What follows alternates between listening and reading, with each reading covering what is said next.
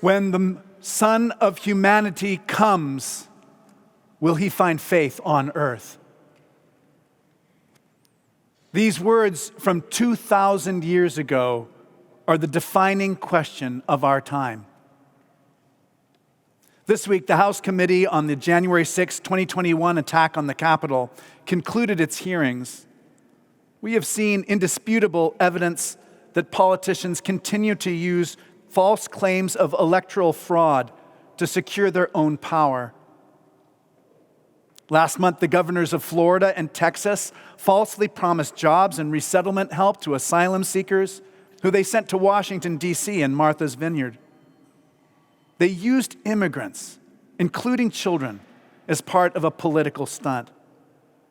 And this action echoes the way that black Southerners were bussed out of the South by segregationist white citizen councils to cities with prominent integrationist leaders in 1962. This week, in Ukraine and Iran, people were slaughtered because of a distant political agenda, because of an ideology. And here at home, we see a huge number of children living without homes on the street. We see terrible poverty and neglect everywhere we turn. When the Son of Humanity comes, will he find faith on earth?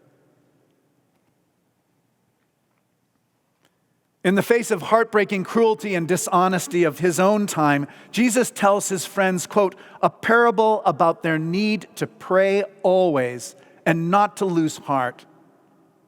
Jesus tells this story near to the end of his own journey to Jerusalem, as he talks about the end of time when God's realm of justice, peace, and love will come. Many passages in the Hebrew Bible insist that the powerful have a special responsibility to widows, strangers, and orphans. These groups are vulnerable because they have no male relatives to defend themselves. And although widows in the Bible, they seem tenacious, like Ruth or the widow of Zarephath in the story of Elijah, they are resourceful and they have great initiative. And yet, they represent vulnerability, just as the judge represents power. So a widow comes to a judge seeking justice. He does not believe in God. He doesn't care what other people think. He refuses to help her until he reasons that, quote, because this widow keeps bothering me, I will grant her justice so that she may not wear me out. I want to tell you two things about the Greek New Testament that describe this story. The first way in which the Greek is different from the English translation is that when the widow says that he does not want the widow to wear him out, the literal Greek word is huporiatse, and it means to give someone a black eye, like in boxing. And so the judge doesn't want the widow to give him a black eye, to embarrass him or injure his reputation. And the second thing about reading this text in Greek is that it much more strongly emphasizes the urgency, impatience, and conviction that Jesus feels about this. Greek uses double negatives to make things more emphatic. It's almost as if Jesus were to raise his voice or to underline what he means. So a more literal translation of what Jesus said would be this: and will not God give vengeance to his chosen ones who are crying day and night, and be impatient to help them? The point is not that God resembles the unjust judge. In almost every respect, Jesus describes God as the opposite. The judge is self-centered. He only uses people. But God is full of love, impatient for his children to thrive. Jesus is unafraid to be humiliated for our sake. So the purpose of this story is to help us to trust God and to persist in prayer. Today, I want to give you one picture of what a faithless world looks like, and then I want to show you what faith can do in our life. In college, I had a friend who was a woman, and her favorite Hemingway story was Ernest Hemingway's The Short, Happy Life of Frances McComber. Now, this always worried me about her, partly because of the story's misogyny, but mostly because of its position with regard to faith. We meet Frances McComber as a 35-year-old American business tycoon on safari in East Africa. And as the story unfolds, we gradually come to realize that he has committed the cardinal sin in the universe of Hemingway fiction. The day before, he betrayed his manliness, and he ran in fear from a wounded lion who was hidden in the high grass. Margot, his wife, she doesn't try to comfort him in his humiliation.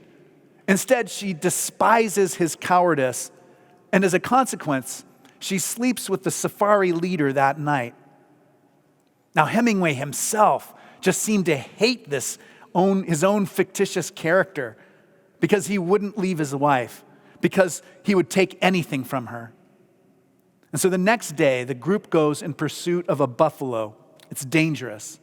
And then, suddenly, and in a moment of almost religious conversion, McComber changes.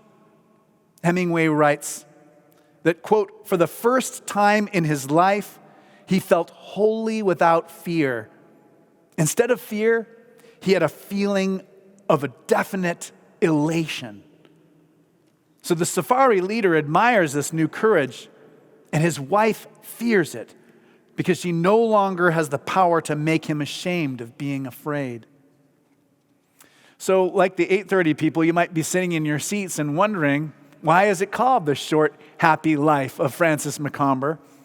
Only moments later, as McComber tries to flush the buffalo out of the long grass, quote, he feels a sudden, white-hot, blinding flash explode inside his head.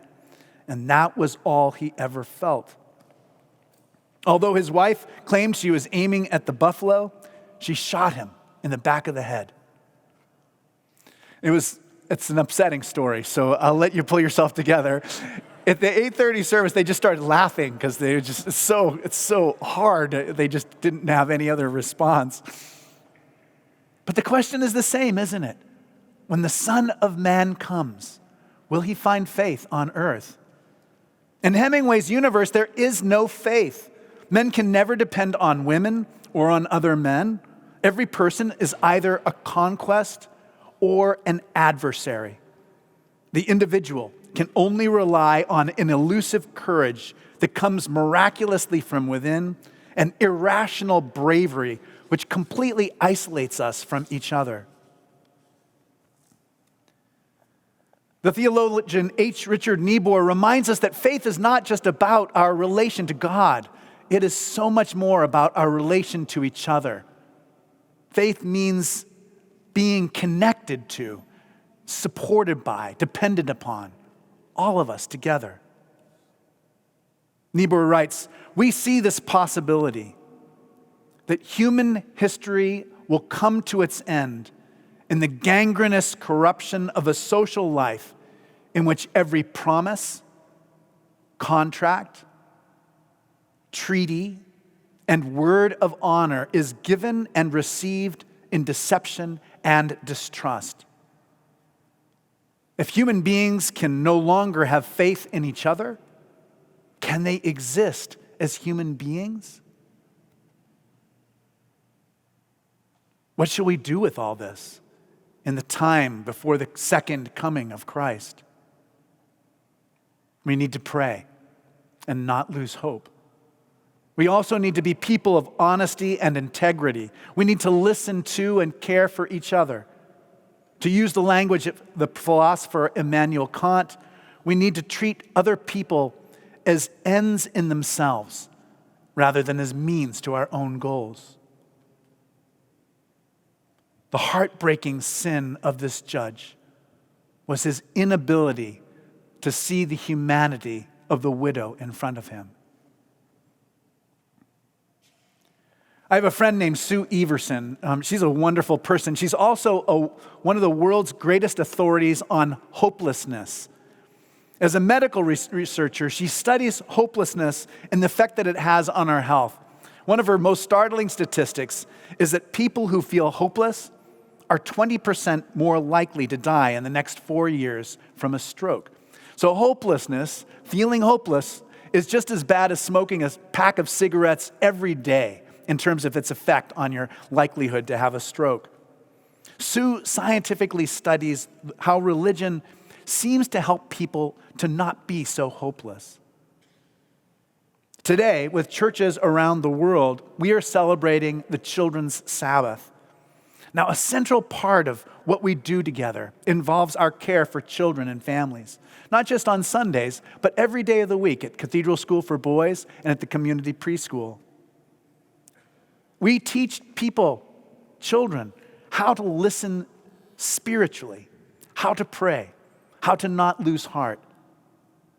Professor Lisa Miller has been our guest on the forum twice. She's an expert, and she argues that denying our spirituality is not just untrue, but unhealthy for us, and especially unhealthy for children. So, as a researcher in psychology, she uses techniques ranging from twin studies to neuroimaging, and she is coming to a new appreciation for just how important spirituality is for all human flourishing. Miller claims that children have a special kind of natural spirituality, that this interest in the holy, this, quote, direct sense of the heartbeat of the living universe precedes and transcends language, culture, and religion. This spirituality, she says, and this is so important for us as parents and for people who are concerned with children, this spirituality protects us, not completely, but it protects us to some extent from depression, anxiety, from suffering with a tendency to misuse alcohol and drugs. So what is the most important thing that we can do as adults for children? We can support their Sunday school teachers. We can help the families who gather here and give them support during these critical years. We can take the questions of children seriously, and we can listen to them. And so the conversation continues every week here. In life, we are continually asking and being asked a simple question. Do you believe in me? Do you? Seeing what is happening in the world, it is easy to struggle with a crisis of faith right now, a crisis of trust. I trust God, but I do not know. I do not know that when the Son comes again, he will find faith on earth. And yet at the same time, I feel remarkably supported and loved by the life I find here at Grace Cathedral. C.S. Lewis writes that faith is the art of holding on to things your reason has once accepted in spite of changing moods. Because of this, he says we need to pray every day. We need to consider the Christian ideals in some extent every day, because we lose these things. We need to worship because we have to be continuously reminded of what we believe. Belief has to be fed. C.S. Lewis writes that people do not cease to become Christian because of a good argument, but because they simply drift away,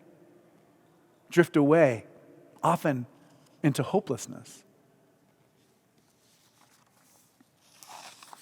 Kathleen Norris writes, prayer is not asking for what you think you want, but asking to be changed in ways you cannot imagine, to be made more grateful, more able to see the good in what you have been given, instead of always grieving for what might have been.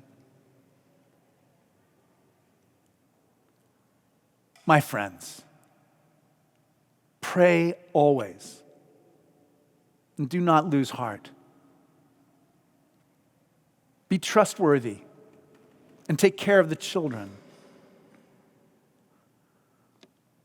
when the Son of Humanity comes, may he find faith on earth.